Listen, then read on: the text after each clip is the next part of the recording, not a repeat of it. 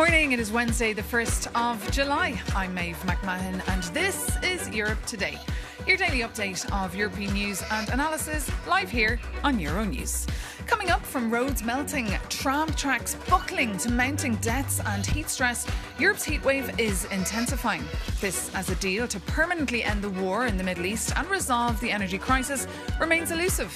For the view from the European Parliament's biggest and most powerful political group, we'll be joined exclusively here on set by the President of the European People's Party, Manfred Weber. Plus, Ireland takes over the rotating presidency of the Council of the European Union today.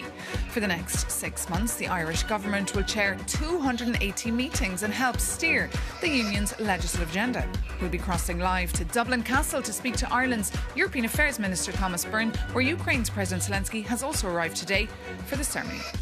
And in an attempt to stop the desertification of Europe's high streets, the EU will from today impose a €3 fee on small parcels from China, mainly platforms such as Shein and Temu. The aim, of course, is to curb the flow of cheap imports and encourage consumers to think twice about how they shop. But first, Europe's deadly heatwave has broken records in the east of the continent, and although millions of northern and southern Europeans are enjoying some fresh air this week, temperatures are set to rise this weekend, putting infrastructure and public services under increasing strain.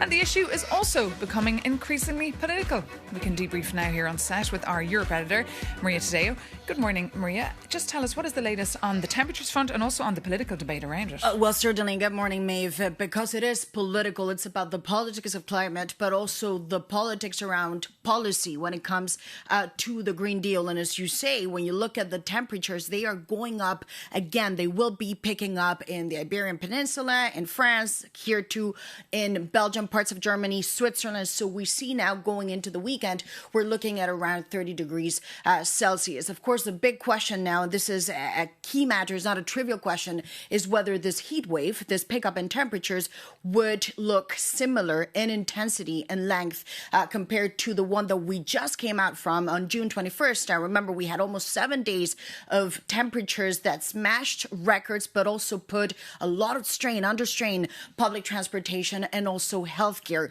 When you look at the reality of this, this is not a trivial matter, and this is not a question of, well, it's summer, so obviously the temperatures will go up. The figures show us that from June 21st until now, there was an excess death rate of 1,300 people. So this has become a real question of public health. What the experts also suggest is that when you look at heat waves, they are becoming more pronounced, but also more regular. And a lot of this, to go back to an initial point, which is the politics around this, the idea of very hot summers, the air conditioning, again, that has crystallized a debate among those who say there is a necessity now in Europe. These temperatures will become the new normal. And there is also a question of comfort, the idea of mass installation of air conditioning, using it more. Remember, for many years, it was vilified in Europe to install air conditioners all over the place. It's not a concept that is very natural, organic for Europeans, versus those who now say, if you believe the way to fix these temperatures. Again, I go back and point to Teresa Rivera, for example. She is the executive vice president of the Commission, but also a very outspoken European climate advocate. She says, if you believe the way to deal with this is just to install AC, there is a fundamental issue. And all of that also picks up on the question of the Green Deal. The Europeans made a pledge in 2019 to cut emissions. The question now is, can this Green Deal, as it was created, and obviously to see the benefits of it, there will be time and money that will have to be invested. Can it be sustained? Or ultimately, we're going into a dismantling of it. And this heat wave that we've seen this summer may accelerate that process. OK, Maria Tadeo, you're better. Thank you so much for that analysis. And now for his view on all of this, coming up, we'll be joined by Manfred Weber, the President of the European People's Party, Europe's largest political group. German member of the CSU, Manfred Weber, has been a member of the European Parliament since 2004 and is one of the European Parliament's most influential and most powerful politicians. So obviously he's a very busy man. So we're thrilled that you made it here to the Europe Today set. Welcome. Thank you so much. Good morning. Great to have you with us. Look, this heat wave that we're seeing, is that just normal June weather in your view, or is it climate change? Is it global warming? Well, that's up to the scientists and experts to assess this. It's not up to the politicians. We see an abnormal situation, that's clear, and we face a new reality on European level, and we have to prepare for this. So on the one hand, I'm quite proud as a European politician that we did the Green Deal, that we are going forward, that Europe was the continent who made the Paris Agreement. You remember when we had a global agreement on the fight against climate change, we made it possible. So Europe showed leadership. But your party has been tinkering away at the Green Deal, rolling back parts of the Green Deal. My party is Ursula von der Leyen party. My party is the party who did the Green Deal in the last mandate, and we fully support the Green Deal. It's our responsibility in today's world to deliver on these aspects. What we are asking for is to be reasonable in the business aspect, and that is what we are. We cannot kill our industry due to climate change. That is what we are asking for. So we need a common understanding to bring things in balance. That's always EPP approach. And now jeopardising the debate, of course, is this conversation over aircon, whether to invest in air conditioning. Where is your view here? Is it a necessity or a luxury? It's a necessity, no doubt about this. In former times, it was no question at all that we need heating in the north of Europe because it's colder there. There's no question. And today, if climate change, if hotter temperatures are arriving, we need also air conditioning. So it's a question of practical needs and to invest there. The European Union, even though the scientists would argue that would go against the goals of the climate plan? I don't see it like this, especially on air conditioning. We have the big advantage that if you also combine it with photovoltaic, so with solar panels, then you can easily use the solar energy for air conditioning. So that's not in contradiction. We have that way towards green, sustainable energy production in Europe, to be not anymore depending on the Strait of Hormuz, to use also another debate of the last weeks, that we are ready for the future, and then we can challenge this. So you're clearly going against Teresa Ribera. Do you have your aircon on in your office today? I think so. I hope so. That it works, yes. OK, well, many, of course, Europeans do not because they can't afford it. But let's move from climate to migration. The Parliament has just approved a law on these very controversial return hubs. Should EU money be spent on these return hubs, Mr. Weber? It must work. In this moment of time, only 20% of the decisions that someone must leave the European Union is an illegal here, and not from a politician. It's from a judge. It's from an official service in the European Union. If someone is illegal, he has to leave the European Union, and only 20% are enforced in this moment. And who should pay for these return hubs? Well, return hub is only one part of a big legislation. And just to remind everyone, we were fighting about this migration thing for more than 10 years in Europe. It created a lot Since Lampedusa in 2013. It created a lot of problems and also created a lot of right extreme parties. And now I am proud as European politician that I can tell people that we have now a solution, that 25 member states agreed, that all centre parties agreed. We do it together and we have an answer on this. We enforce it, and the main message is the state decides who is arriving and not the smugglers in the Mediterranean Seas. And which countries will these return hubs be in? Well, it's now up to the member states, so they have What's your preference? It's not up to us on European level to decide about this. We have partners in Africa, in the Middle East, where we can work with, but it's up now to the colleagues to coordinate and to find partners. And it's not a must, If France and other countries are not using this option, then it's fine. But we have to enforce it. It must work. And what you mentioned France. What about Spain, though? This week, of course, big news with Pedro Sanchez saying that 1 million people have applied for his programme for undocumented migrants. He argues that without immigration, Spain would lose 19% of its GDP by 2050. Does he have a point?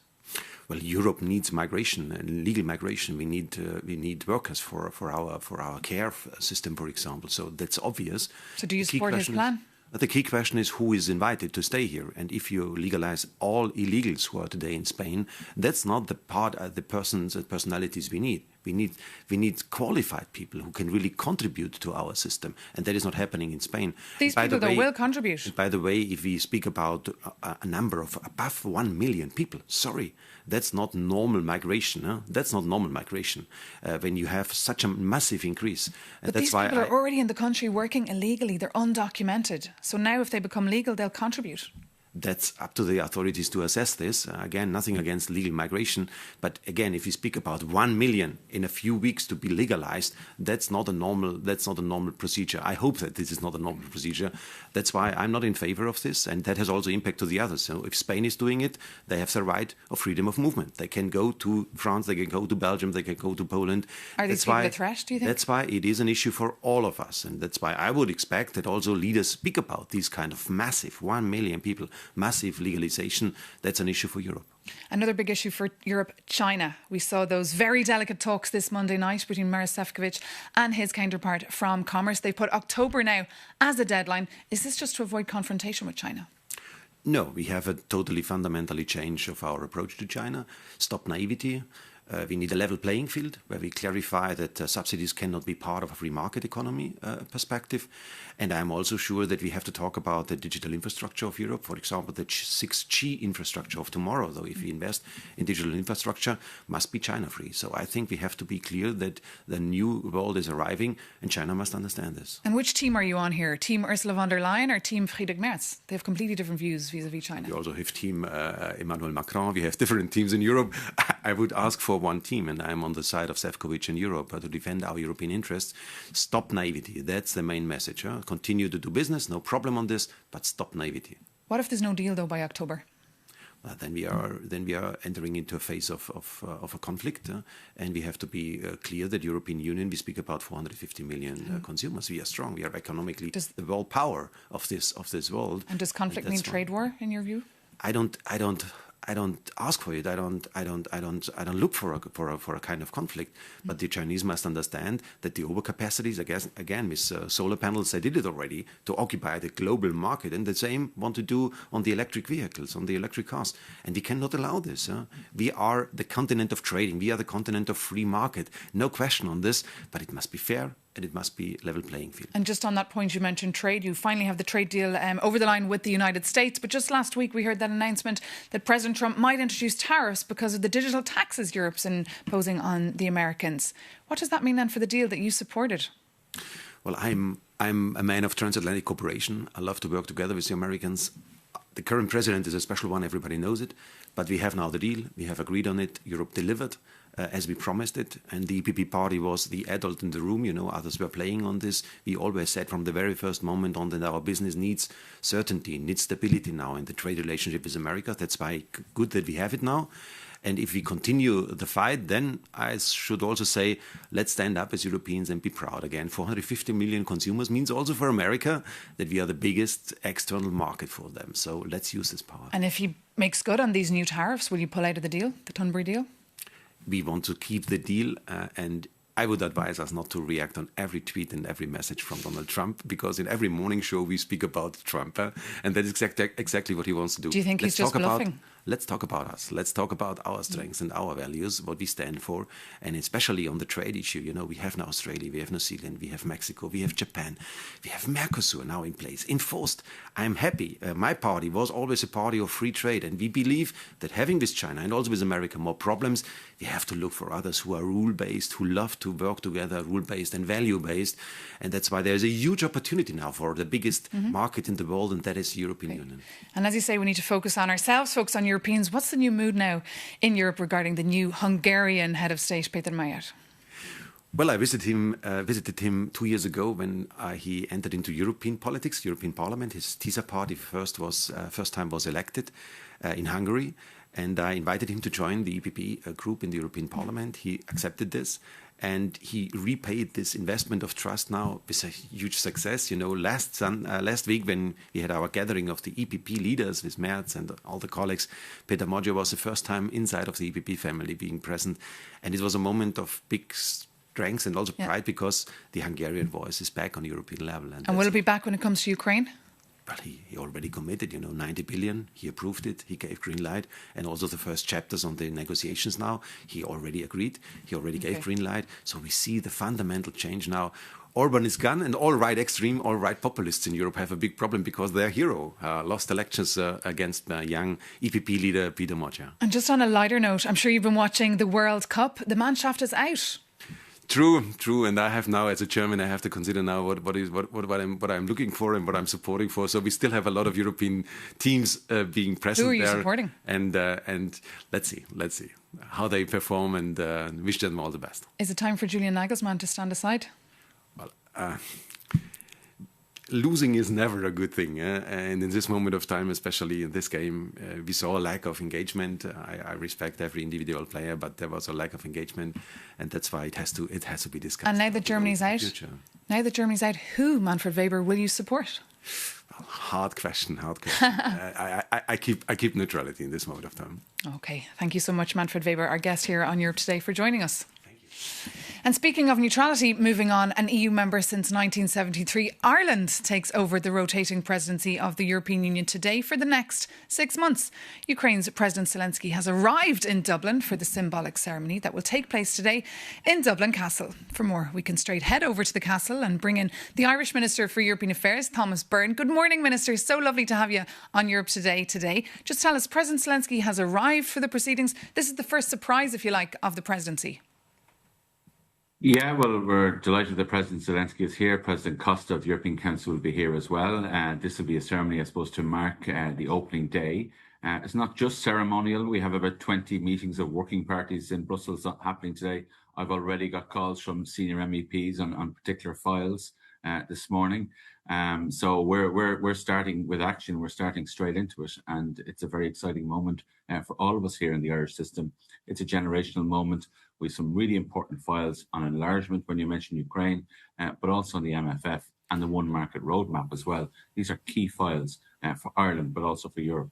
Just on Ukraine, how will you advance the talks on their membership into the EU over the next 6 months? Well, look, we've already achieved a lot now at the end of the Cyprus presidency, and I want to pay tribute to them for that. Our ambition is to open more clusters in the negotiations with Ukraine. So we're already working on that. We've had discussions yesterday. We'll continue to have discussions this week to see how far we can go to have an intergovernmental conference this month.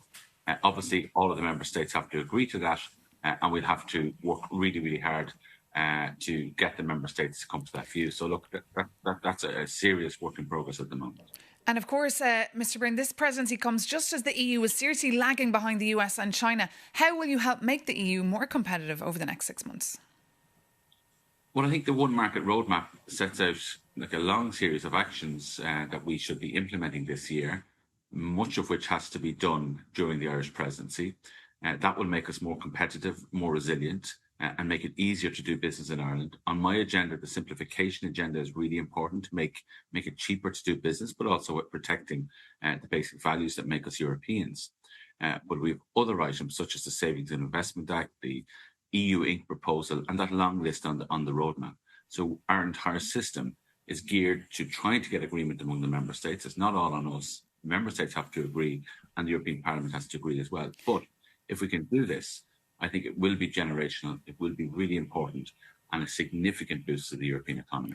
And just finally, what would a successful presidency look like to you? And are Irish people as enthusiastic as you today?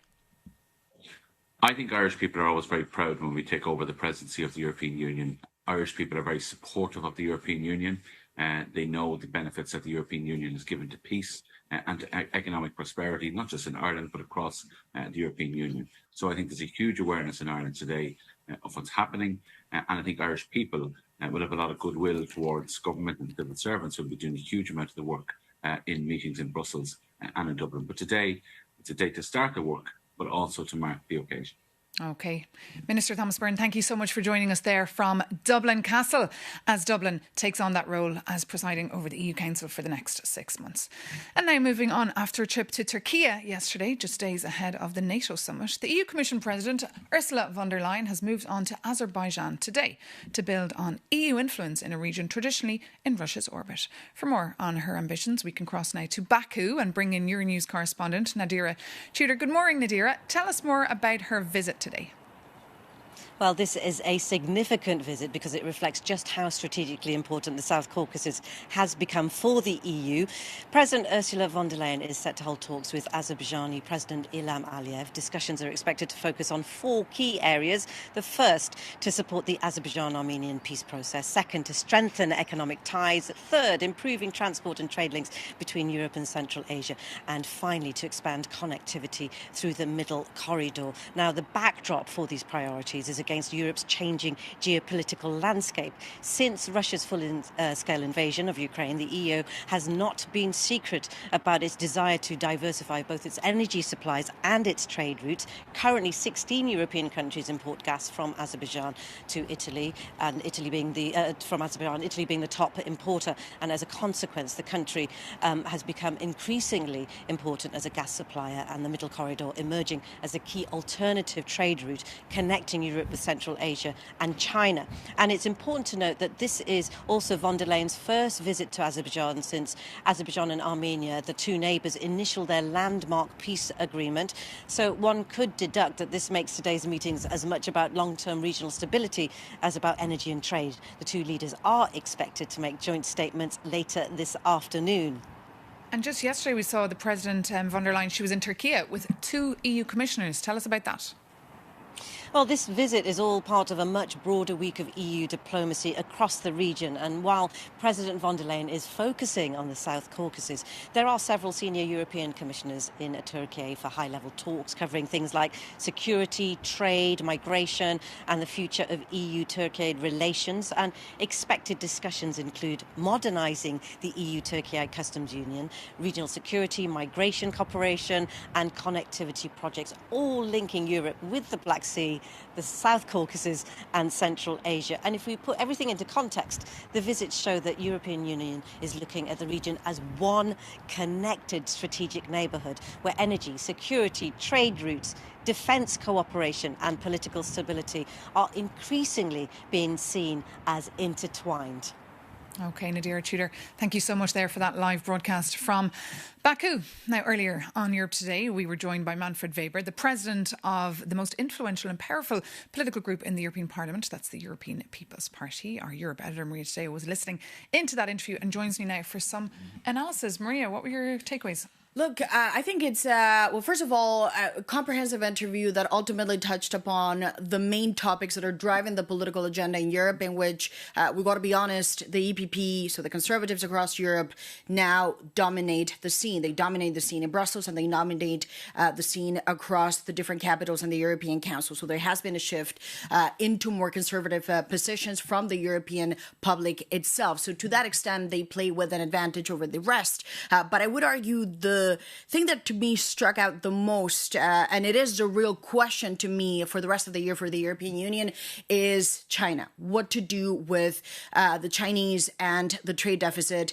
that not only was a record last year, but if you look at the numbers so far this year, it seems that this will also be another record year when it comes to that gap between what the Chinese are selling and buying from the European Union. As it stands, every official, and I think Manfred Weber was very clear about this too, they believe that it's simply not sustainable to continue going down this path. To me, what was interesting is the Commission has decided now to take some of the heat off and wait until October. We are also expecting new tools that will be created and announced in order to deal with China if they do not level this playing field. Of course, you could argue the European Union already has many trade tools that it could have implemented had it had the political courage to do it. And I say political because the data does show these deficits cannot continue. To me, what is interesting is out of this trio of Germans, the German Chancellor, the head of the Commission, and now Manfred Weber with the EPP, he took a very strong line. You know, he said, we cannot kill our industry. And China now, that's a quote, is a serious problem for the European industry. And I particularly thought it's interesting when you said what happens after October. And he did say ultimately decisions in October will have to be made. Because of the EU having set a deadline, not triggered any countermeasures, decides to extend again this waiting period, it can only be interpreted as a sign of weakness. And Beijing will read it as such. OK, Maria Today, our Europe editor, thank you so much for your analysis. And you can read, of course, more about that interview and all the other stories we're covering for you here on Euronews. You can check out Euronews.com. You can also reach out to us at Euronews.com with any of your thoughts or comments or queries. But that brings this edition of Europe Today. Thank you so much for your company as always. Take care and see you very soon on Euronews.